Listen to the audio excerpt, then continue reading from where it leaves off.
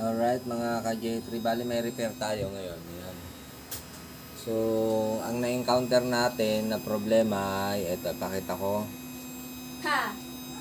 Ayan. So, pag ganito po ang nakita nyo, WB po yung OS niya. Kapag ganito po ang nakita nyo, kailangan nyo na po siyang i-reflash kasi nag-corrupt na po yung files niya or yung system niya. So, ayan. So, i-reflash natin siya ngayon mga ka-J3. So, then, check natin kung mag-o-okay na. So, ang gagawin natin yan, tatanggalin lang natin yung SD card. So, dito siya sa banda ilalim. Kasi ano to? Ayan. Dito siya banda ilalim kasi Orange Pi PC. Yung board niya. Ayan. Ito po ay hindi natin gawa mga ka-J3. Bali, pina-repair lang sa atin to. Support lang tayo rito. So, yan. Ito na yung memory card.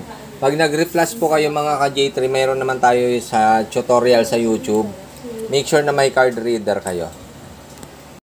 So, yan. Nilagay na natin yung memory card and then saksak natin sa computer.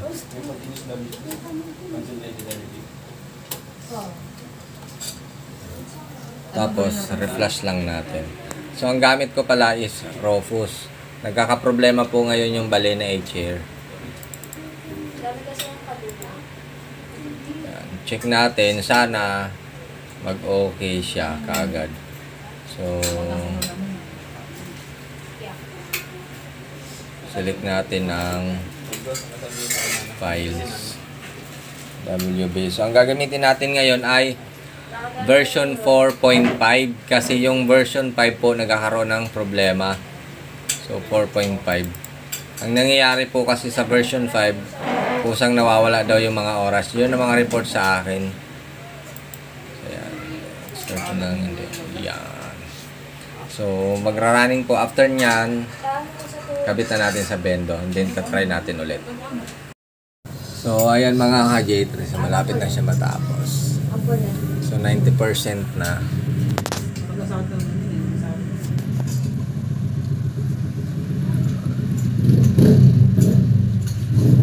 So after natin yan, antayin nyo siya mag 100%. And then so pag nakita nyo ready na, ibig sabihin tapos na siya mag-reflash, close nyo lang. Yan, tapos bunot lang. Diyo, bagong bili. Yan, and then try na natin. So, yan mga ka-J3. Nilagayan na natin. So, saksak na ulit natin.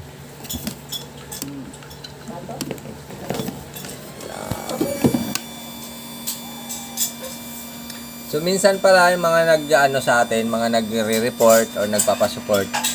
Pag hindi makakonect or obtaining IP address lang, or kung ano-anong klaseng hindi makakonect, check nyo po kaagad tong mga LAN cable na to.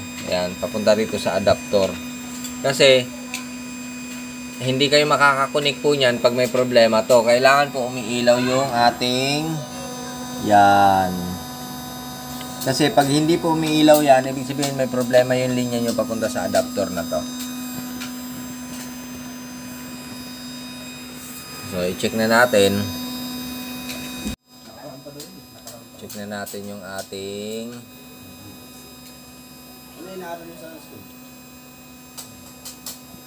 so, nakakonect tayo. Yan, okay na. So, try natin mag-insert coins.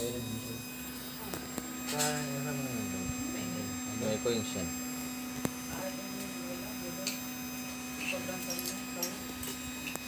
May coins yan?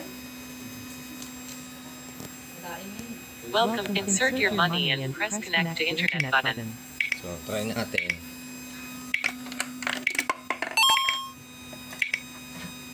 Lima.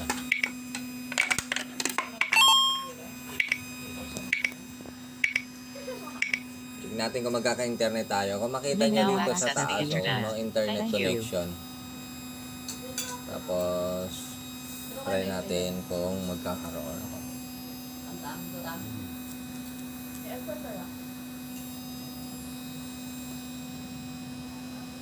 So, ayan, meron na. So, yan. Pwede na pong makuha yung bendo, ma'am. Maraming salamat po sa tiwala sa aming team. Hanggang sa muli, maraming salamat. Ako inyong ka-J3, Jenner Almoite Like. Bye-bye.